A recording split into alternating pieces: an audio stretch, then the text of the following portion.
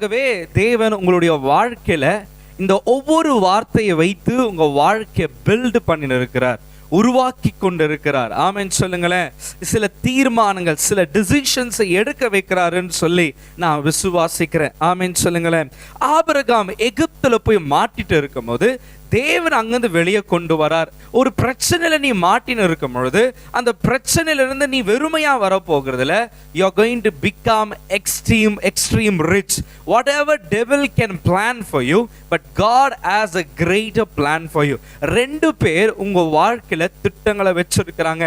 ஒன்று உன்னை அழிக்கமோ உன்னை எல்லாத பண்ணணுன்றதுக்காக ஒருத்தன் திட்டம் வச்சுருக்கிறான். ஆனா அதன் மத்தியில உன்னை உயர்த்தணும், அதுக்கு மத்தியில உன்னை மேன்மைப்படுத்தணும், அதன் மத்தியில உன்னை இந்த உலகத்துக்கு அழகா காட்டணும்னு இன்னொருத்தர் வெயிட் பண்ணுகிறார். தேவன் உன்னுடைய ரிச்ச, நீ பெருகி இருக்கிறத, நீ பணக்கார ஆகிறத கர்த்தர் விரும்புகிறார். ஏன்னா நம் தேவன் பேரு என்ன தெரியுமா? அவர் ஐஸ்வர்யவானா இருந்தும் நமக்காக தரித்திரனா மாறினாரா.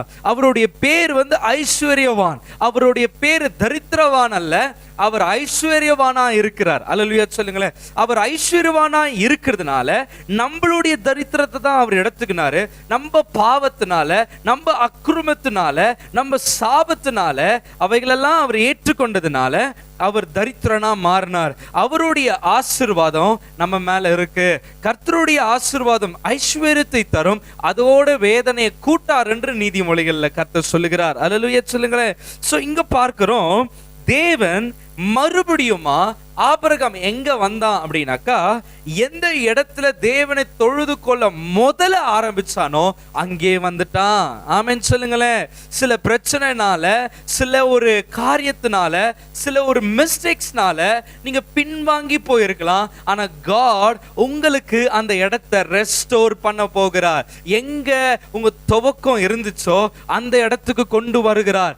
எந்த இடத்துல உன் கர்த்தர் உன் சித்தம் கொண்டு இருக்கிறாரோ அந்த இடத்துக்கு உங்களை கொண்டு வர விரும்புகிறார். ஆமென் சொல்லுங்களேன். கெட்ட குமாரன் கூட தன் ஆஸ்திகளை வாங்கிக்கின்னு எல்லாத்தையும் அழிச்சிட்டு அப்பா வீட்டுக்கு சோறுக்காக தான் வரான். ஆனா கர்த்தர் அவனுக்கு எந்த ஸ்தானத்தை இழந்தானோ அதே ஸ்தானத்தை கொடுத்தார். ஆமென் சொல்லுங்களேன். அல்லேலூயா. இன்னைக்கு கர்த்தர் ஆபிரகாமை எங்க கொண்டு வராரு? ஆபிரகாம் எங்க வராரு அப்படின்னா, எந்த இடத்துல தேவனை தொழுது கொண்டானோ. இன்னைக்கு நீங்க சபையை விட்டுட்டு இருக்கலாம், இன்னைக்கு உங்க பாஸ்டர்ஸ் நீங்க மறந்துட்டு இருக்கலாம், தேவனுடைய பைபிள் படிக்கிறத விட்டு இருக்கலாம், ஜெபிக்கிறத விட்டு இருக்கலாம், தேவனுடைய பிரசன்னத்துல உட்கார தேவ ஆலயத்தை நீங்க விட்டு இருக்கலாம். ஆனா மறுபடியும் வாங்க, கர்த்தர் உங்களை வெறுமையா கொண்டு வரல. எவ்வளோ பெரிய அற்புதத்தை மறுபடியும் எங்க வந்தானா அதே பெத்தேல் இடத்துக்கு வரான். அதே பெத்தேலுக்கு நடுவில் இருக்கிற இடத்துக்கு வந்து அங்க தேவனை தொழுது கொண்டானா. பாருங்க, நிறைய பேர் சொல்றாங்க பணக்காரா இருக்கிறவங்க ஜெபிக்க மாட்டாங்க, பணம் இருந்தா ஜெபிக்க மாட்டாங்க, பணம் இருந்தா தேவனை தொழுது கொள்ள மாட்டாங்கன்னு. இல்லவே இல்லை. பாருங்க, ஆபிரகாம் செல்வ சீமானா இருந்தா கூட தேவனை தொழுது கொள்ளுகிறவனா இருந்தான். அப்போ இதுவும் பண்ணும், இது பண்ணும், அது பண்ண இது நடக்காது, இது பண்ண அது நடக்காதுன்னு சொல்லி இருப்பாங்க. ஆனா இல்லவே இல்லை. தேவனை தொழுது கொள்ள அவன் செல்வ சீமானா தான் மாறிட்டு இருந்தான். அல்லேலூயா. ஆமென். அப்போ உங்களுடைய வாழ்க்கையில நான் சொல்றேன், ஆண்டவர், நீங்க நினைக்கலாம் பணம் வந்தா நான் தேவனை மறந்துடுவேன். உங்க முட்டாள் தானா அது. ஆனா பணம் இருக்கிற செல்வ சீமானான ஆபிரகாம் அவன் தேவனை தொழுது கொள்ளுகிறவனா, தேவனுக்கு ஒரு வாட்டியும் பலி செலுத்துகிறவனா இருக்கிறான். பாருங்களேன், பலினாலே அது இயேசு கிறிஸ்துவை குறிக்குது. ஆமென் சொல்லுங்களேன்.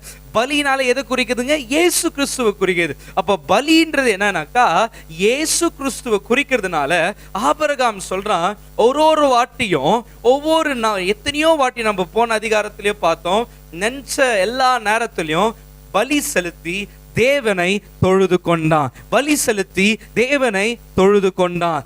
ரத்த சிந்துதல் இல்லாம பாவ மன்னிப்பு இல்லவே இல்லை. ஒரு வாட்டி அந்த பலியை அவன் நினைவு கூற அவன் கீழே வரலங்க, இடம் கொள்ளாம பெருகினே இருந்தானா. இந்த பூமியை தாங்க முடியாத அளவுக்கு ஆஸ்திகள் அவங்கிட்ட இருந்துச்சு. பாருங்களேன், அவனுடைய அப்படியே எனக்கு தெரிஞ்ச ஒரு ஸ்டேட் ஃபுல்லா அவங்க ஆளுங்க இருப்பாங்க போல. ஒரு ஏரியா, ஒரு என்ன சொல்றது, இங்கேருந்து பங்கார்பேட்டை வரைக்கும் வச்சுக்கோங்களேன், அவ்வளோ பெரிய ஆடு மாடுங்க ஃபுல்லா இவந்து தான் கானான்ல நிரம்பி இருக்கிற மாதிரி இருக்கலாம். அந்த இடத்துல பலி செலுத்தி தேவனை தொழுது கொண்டானா.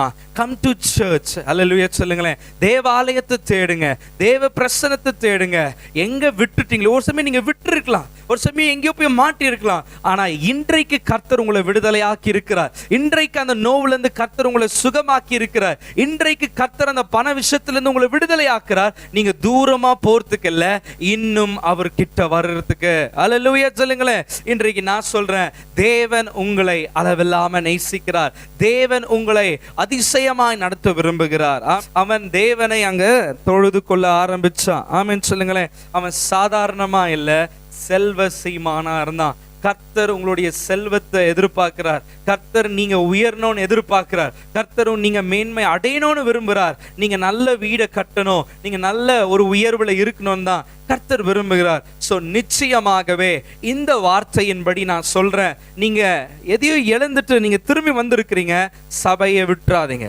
எங்க ஆரம்பித்தீங்களோ அதே இடத்துல வாங்க. அல்லேலூயா சொல்லுங்களேன். எங்க உங்க துவக்கம் இருந்துச்சோ அந்த இடத்துக்கு வாங்க.